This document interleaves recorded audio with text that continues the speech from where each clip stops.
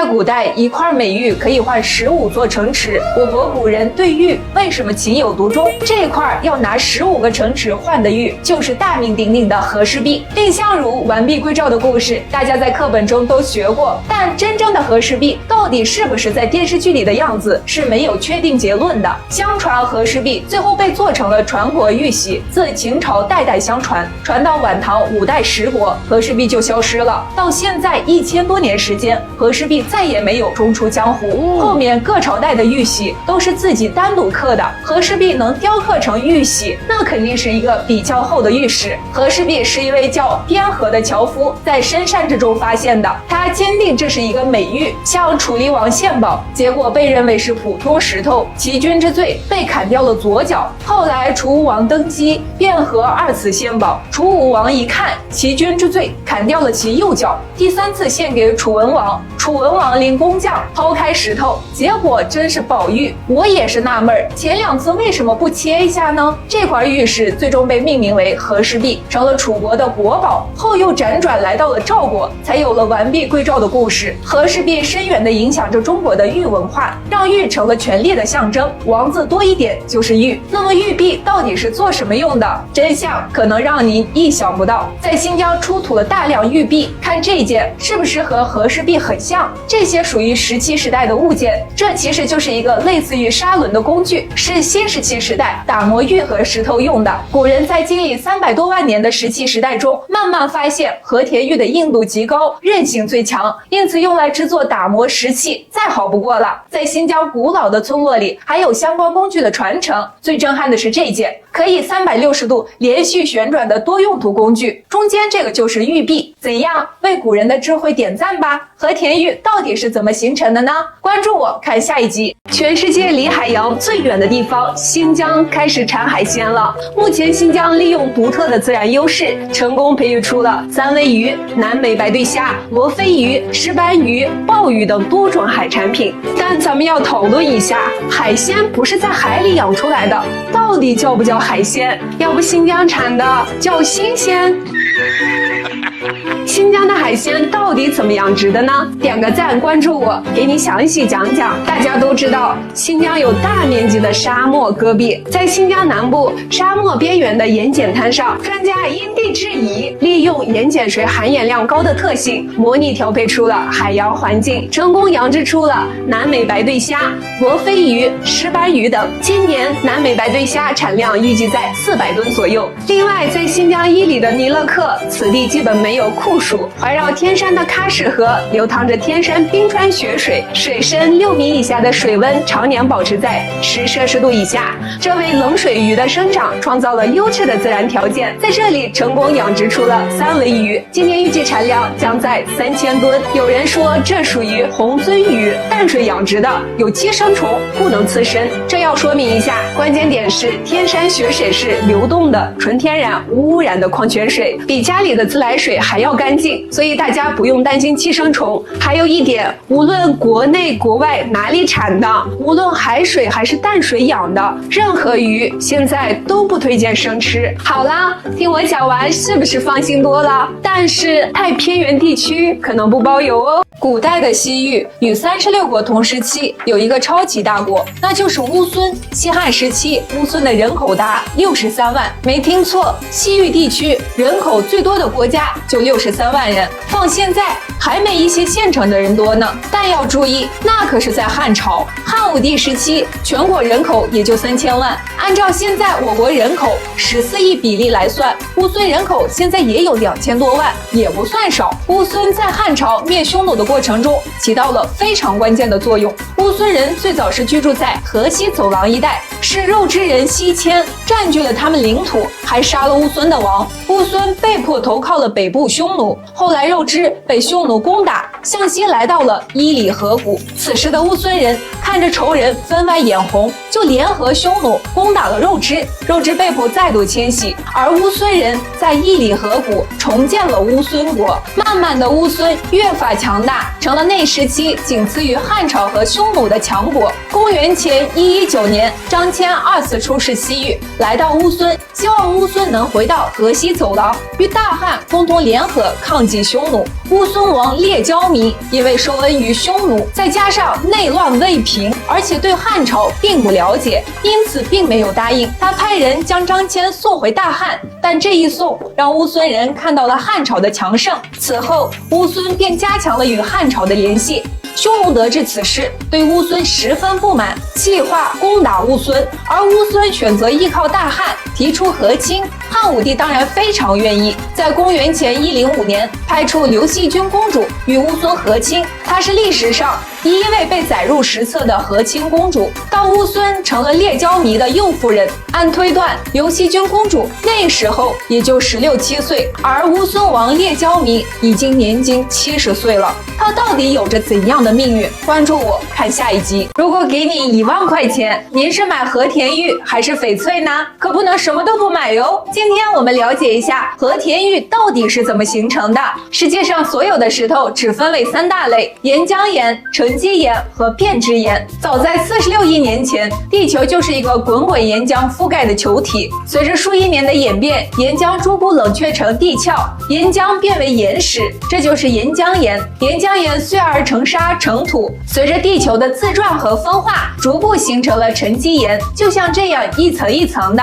而和田玉是第3种变质岩。变质岩是由岩浆岩或沉积岩在火山喷发等高压高温的环境下，化学成分以及结构发生变化而形成的。早在7至8亿年前，新疆南部地区还是一片汪洋大海，在海底存在一种沉积岩层，叫白云石大理岩，这就是和田玉最初的原型。在数亿年前，这片大海的下面涌现出了大量岩浆，这些岩浆悄然地渗透到了白岩石大理岩中，温度到达了一定条件下，岩石的结构发生了奇妙的变化，和田玉就此诞生。但这些还远远不够，此时的和田玉还深埋地下，人们是无法发现的。距今约1000万年前，喜马拉雅造山运动爆发，随着地壳的不断抬升，和田玉终于有了和人类相遇的机会。这个形成的过程条件是非常苛刻的，而且也需要很久很久的时间。在数十亿年的变化中，地球上形成了多种变质岩，但是这么多种类的变质岩，其成分、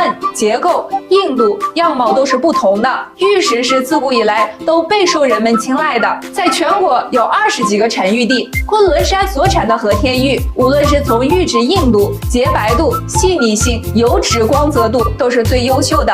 您喜欢和田玉吗？应该大多数人吃核桃都把这个东西给扔了，但其实这可是一个宝贝，这叫分心木，可以用来泡茶喝。这个分心木市面上还有专门卖的。现在新疆阿苏的185纸皮核桃上市了，这185到底是什么意思？纸皮核桃又是怎么定义的呢？关注我，我给你讲一讲。所谓的纸皮核桃，就是形容核桃皮像纸一样薄。其实真正的辨别标准就是不使用工具，徒手能不能捏开？哎，这是谁的狮子头？这个才对。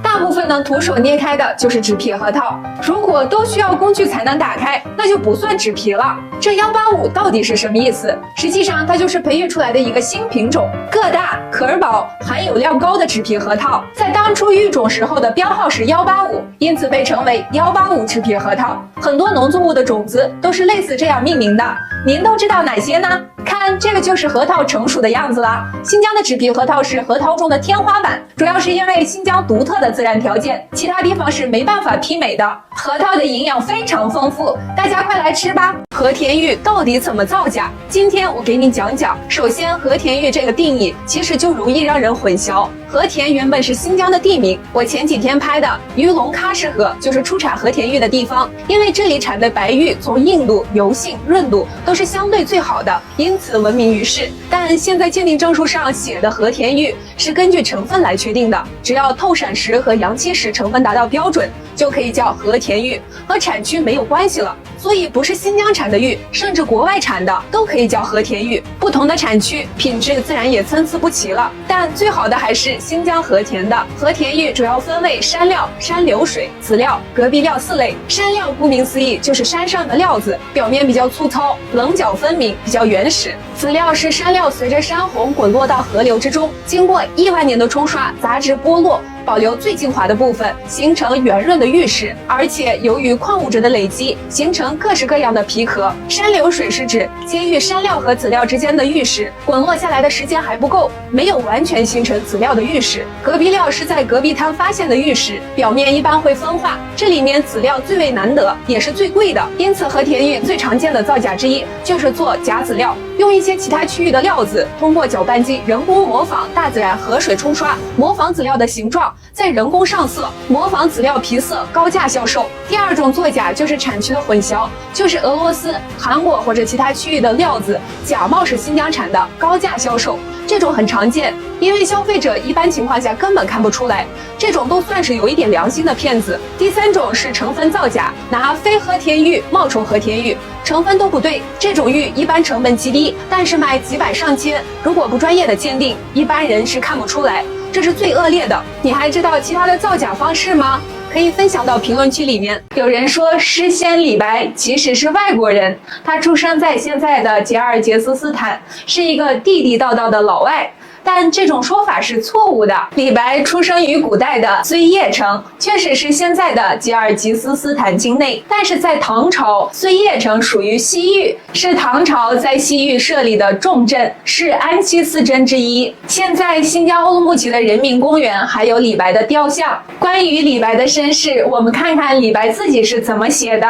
本家陇西人，先魏汉边将，攻略盖天地，名飞青云上，苦战进步侯，当年颇惆怅。这是谁呀？祖籍甘肃陇西，汉将，攻略盖天却未能封侯。飞将军李广，戎马一生，抗击匈奴，最终自刎于漠北之战。据说西凉开国国君李浩就是李广之后，而李白是李浩90孙，大唐开国国君李渊也是李浩之后。这要是真的，李白的身世就显赫了。还有一种说法，李白是李建成之后，因此他的身份一直不敢详细透露。李建成是李世民的亲哥哥，玄武门之变后，李白祖上便逃亡西域避难。关于李白的身世，现在还存有争议，但李白是地地道道的中国人，肯定是没错的。直至圣隆元年，公元705年，李白4岁，随父亲回到中原，来到四川，开启了他传奇的一生。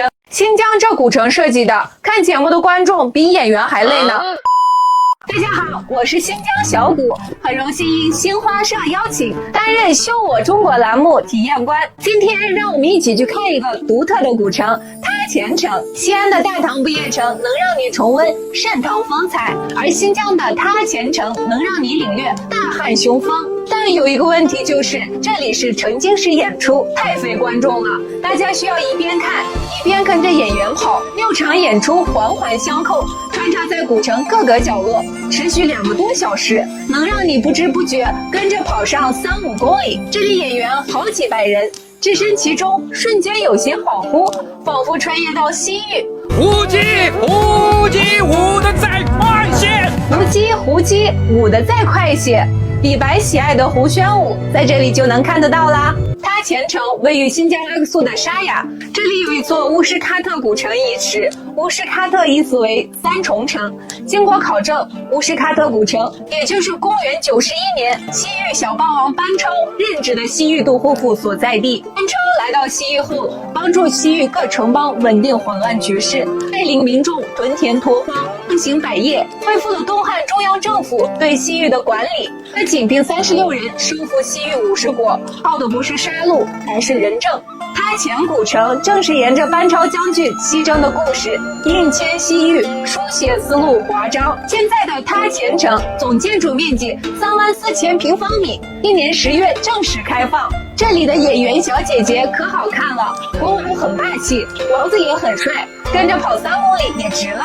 大家有机会来新疆，不能错过这梦回秋瓷的机会。当然，来了沙雅，可不能只去它前程。全世界最大的原生态胡杨林也在这里。吃着阿克苏冰糖心苹果逛胡杨林，别提多美了。你们有没有看过这样的眉毛？是不是很好奇，为什么有的新疆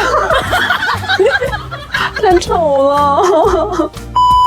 是不是很好奇，为什么有的新疆姑娘眉毛会连在一起？其实这就和我们的一个习惯有关系。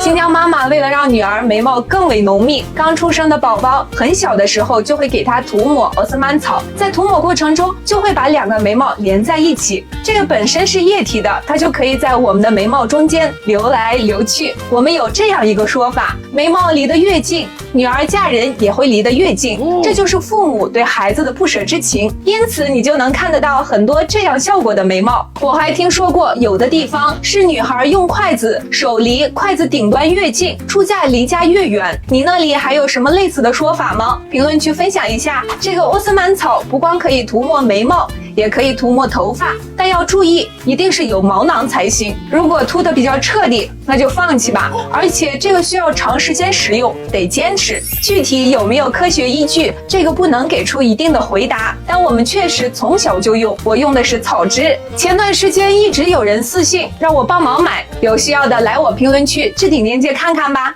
日本真的把核污水排海了，全世界最后受到影响的地方可能就是新疆乌木齐了，因为乌木齐是全世界离海洋最远的城市，但最终也不能幸免。更可悲的是，很多新疆人还没见过海呢，这真的一点都不夸张。看看乌木齐离哥达海的距离，最近的印度洋直线距离约2400公里，中间还隔着喜马拉雅山，距离北冰洋海湾最近直线距离约为2700公里。距离渤海约2500公里，距离黑海约3700公里。我是高中的时候有机会去上海读书，才看到了大海。有多少人还没看过海的？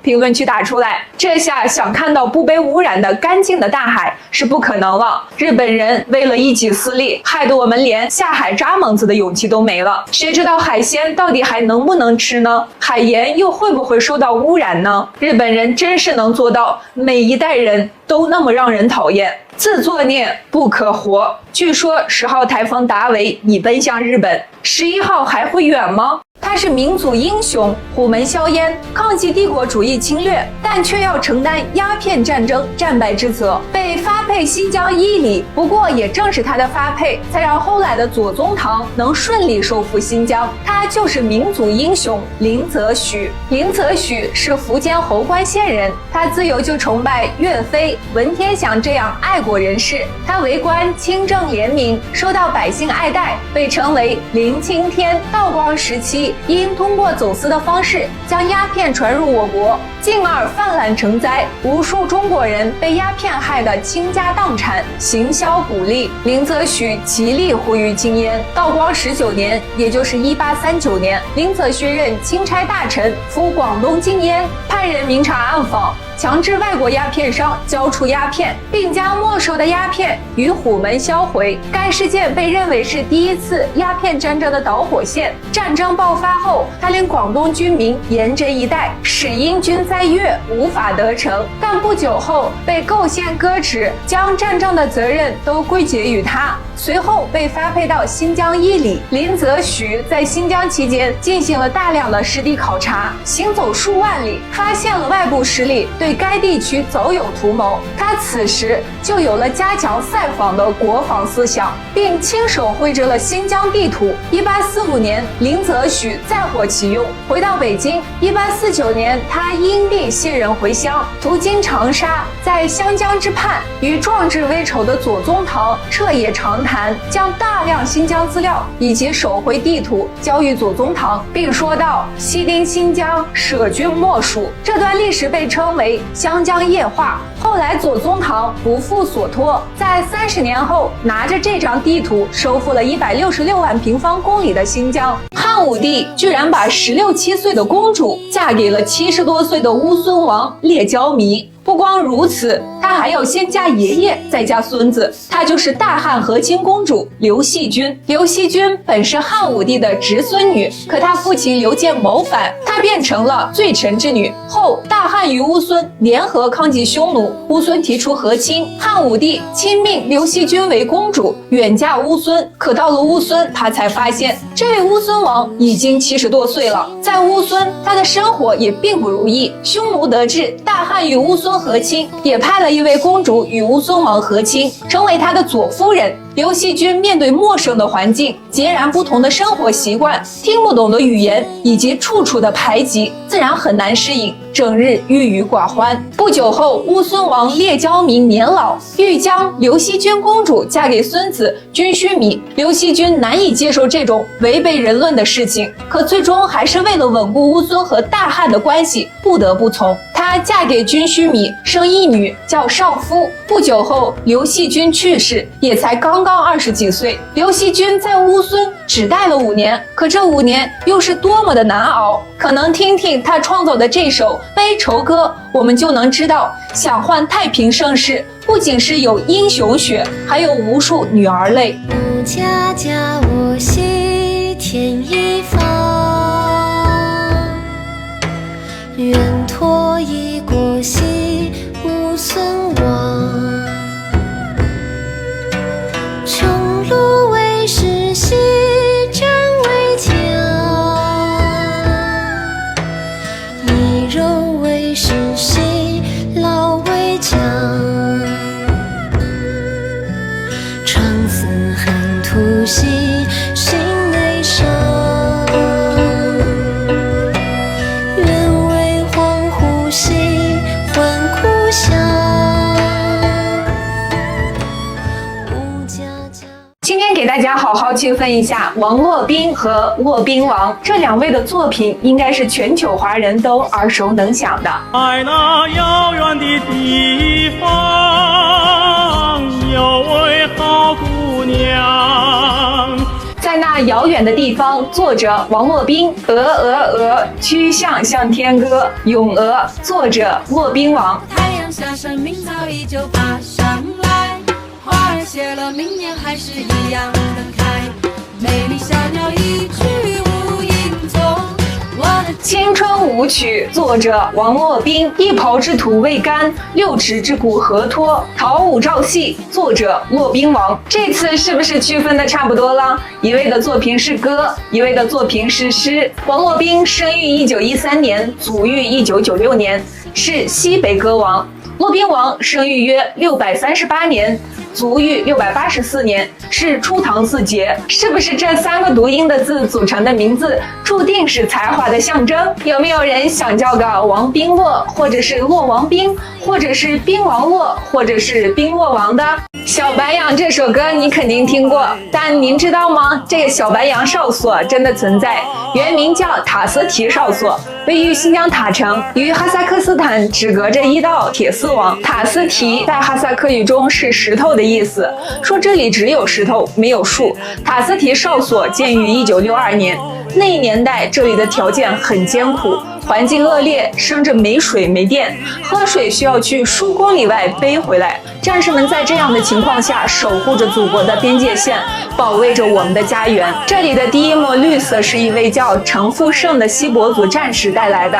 1980年，程福胜19岁，被分配到塔斯提哨所。3年后，他第一次回家探亲，对母亲说起了哨所的艰苦。他母亲一夜未眠，第2天便在自家院子挖了10棵小白杨树苗，教他带上。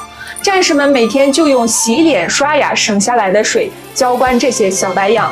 在这恶劣的自然环境下，最终只有1棵树苗活了下来，与战士们共沐风雨，同守边防。1983年，阎伟文老师首唱了这首《小白杨》，并快速得以传唱。这塔斯提哨所因此改名为小白杨哨所。如今这里的设施早已经得到完善，立体管控能力倍增。这棵小白杨见证了祖国的日益强盛。今天是8月1号，让我们一起为坚守在祖国边境的戍边战士致敬，为小白杨完坚强的生命点赞。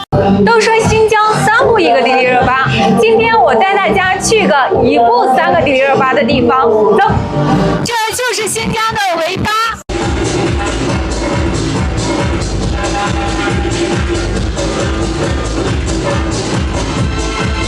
不知道和全国其他的地方是不是一样，维巴的美女是会穿晚礼服和紧身的衣服的，正式而且非常漂亮。民族音乐响起的时候，你就能看到身边的美女缓缓站起，非常优雅地走进舞池翩翩起舞。不会民族舞的可以提前练练，不然跳舞的时候小心迪丽热巴踩了你的脚。实在不会的也不用担心，这里不光有民族舞，也有正常的地曲，这个全国都一样，音乐响起你就摇就行了。新疆真的晚上10点才天黑吗？当然是真的。那为什么会出现这种情况呢？这主要是因为时区不同，导致了时差。那问题来了，我国有几个时区呢？全国各地又存在多少时差呢？由于地球的自转，全球太阳升起的时间也不一样，一天24小时，而全球总共也分为24个时区。以本初子午线为准，也就是英国伦敦确定了中时区，向西、向东分别有12个时区，东西12时区重叠，完成了围绕地球1周。而我国横跨5个时区，东5区到东9区，每个时区时间相差1个小时，因此我国最东端和最西端的日升日落最长相差5个小时左右。而北京位于东8区内，我国为了方便计时，统一采用了东8区的时间，被称为北京时间，因此就会导致全国各地区日升日落时间点不一样了。假如北京8点天黑，西安就要到9点左右天黑，乌鲁木齐就要10点多，我国最西端的喀什就要11点多。但这个北京时间采用的是东8区的区时，实际上真正的北京时间和东8区区时还有14分钟的时差。最贴近东8区时间的城市应该是杭州时间。我国的时间发布也不是在北京，而是在陕西省渭南市蒲城县，位于东7区，但发布的是东8区的时间。在这里发布是因为它属于我国地理位置的中心，发布到全国各地更为准确。评论区说说吧，你的家乡位于哪个市区呢？您人生走过最窄的路是什么路呢？新疆有这样一个人，他在仅有5厘米的窄路上走出了奇迹般的人生，那就是被誉为中国高空王子的阿地利。1997年6月，在没有任何保护的情况下，他曾以13分钟48秒的成绩刷新了高空走索横跨长江3峡的吉尼斯世界纪录。这个画面还谁记得？阿地利老师是新疆达瓦子艺术的第6代传人，达瓦子是维吾尔音译，翻译过来就是高空走索的意思。这是维吾尔族一项流传1000年的民间体育运动。高空走索难度这么高，又这么危险，那我们进行这项运动的意义又是什么呢？待会儿我要亲自请教一下阿地利老师。大家好，我是高空王子阿地利。像我所在的地方在独山大峡谷，在玻璃桥下面。今天很高兴能见到我们的阿地利老师，并且很荣幸的采访到他。阿地利老师，我看我们这个高空走索这项运动特别危险，并且我们在下面看着都惊心动魄。这项运动是如何起源的呢？达瓦子来源呢，就是原来是有坏人和这个好人，坏人呢把这城市进的那个水全部，他们这个控制掉，控制完了以后呢，这城市里面的人家喝不了水，完以后呢，一个达瓦子小伙子拉一个钢丝，就是拉一个麻绳，麻绳呢就是拉完以后呢，就走到就走上去那儿，对，不是把这个上面的人，上面的坏人全包围了那个有水的地方，不留给这个城市里面。他那就是这个水呢控制起来了，完了以后呢，就是这个达瓦子慢慢的走上去，但是后面的人走上去，把这坏人呢打败掉以后呢，把水呢又连到这个城市里面，这样呢就是人的这个生活着正常了。这样子，它的来源是很有意义的，英雄真的。这个好多人知道阿地利是这个达瓦子的第6代传承人，我的父亲是我们的第5代。我们的第2代呢，在北京的故宫里面给乾隆皇帝表演过这个达瓦子。现在北京的故宫里面可以看到我们达瓦子的记载，还在北京故宫里面有。这个呢，我们一代一代传下去，是我们中国的一个传奇，也是中华民族的这个传统艺术能走到现在也400多年的这个历史中，我们家族保留，一代一代传下去。达瓦子的这个期待呢，很多人继续关注我们。好的，谢谢。高空走索虽然危险，但它又源于人们战胜邪恶的勇气。其实我们人生面临的很多困难，又何尝不是一次高空走索呢？蹒跚学步的时候总容易跌倒，调皮捣蛋的年纪总容易挨打，步入职场的青春又如履薄冰，有了成就名望就更要谨言慎行。人生如同走钢丝，要千锤百炼，要稳扎稳打，更要懂得平衡。中国古代3大工程，你知道都是什么吗？前2个应该大部分的人都知道，而第3个可能90%的人都没听说过。第一个，万里长城，世界8大奇迹之一，总长度2.1万公里，这个不知道的评论区扣1。第2个，京杭大运河，是世界上最长的古代运河，总长1794公里，这个不知道的评论区扣2。第3个是新疆吐鲁番的喀尔井，有1100多条，总长约5000公里，相当于北京到新疆往返的距离，这个不知道的评论区扣3。这个喀尔井古城井渠，其实就是通过一个个深井打通地下的暗渠，是地下水利工程，是古代荒漠地区非常伟大的灌溉系统，始于西汉，距今已经有2000多年的历史。古代没有机械和测量工具，大部分工作都在地下，能完成这么伟大的工程，是古人勤劳和智慧的结晶。这喀尔井到现在还在沿用，作为当地老百姓的饮用水。在吐鲁番地面上看得到的一个个奇怪的洞，就是喀尔井的竖井，主要用来清理暗渠中的淤泥，保证河道畅通。可以说没有喀尔井就没有现在的吐鲁番，它是名副其实的生命源泉。为什么要费这么大的力气挖喀尔井？主要因为吐鲁番4面环山，是地处沙漠的盆地，日照时间长，地面植被覆盖较少，夏季地表温度80-90度，高山冰雪融化，地面的水会快速蒸发，根本存不住。而深入地下的部分则变成了暗流，只有通过地下暗区，利用地势高度差，才能把水引到生活区和田地。而正是因为吐鲁番独特的气候，再加上喀尔井水的灌溉，造就了葡萄理想的生长环境，糖分快速积累，成就了吐鲁番葡萄之乡的美誉。哇！快过来！这是不是玉呀？在新疆的这条河，据说可以捡到价值几10万的石头，被誉为中国最昂贵的河。相信大家之前多多少少应该看过一些挖玉的视频或直播。我现在就在玉龙喀什河出产和田玉的地方，我们今天来试试，到底能不能挖到玉。走！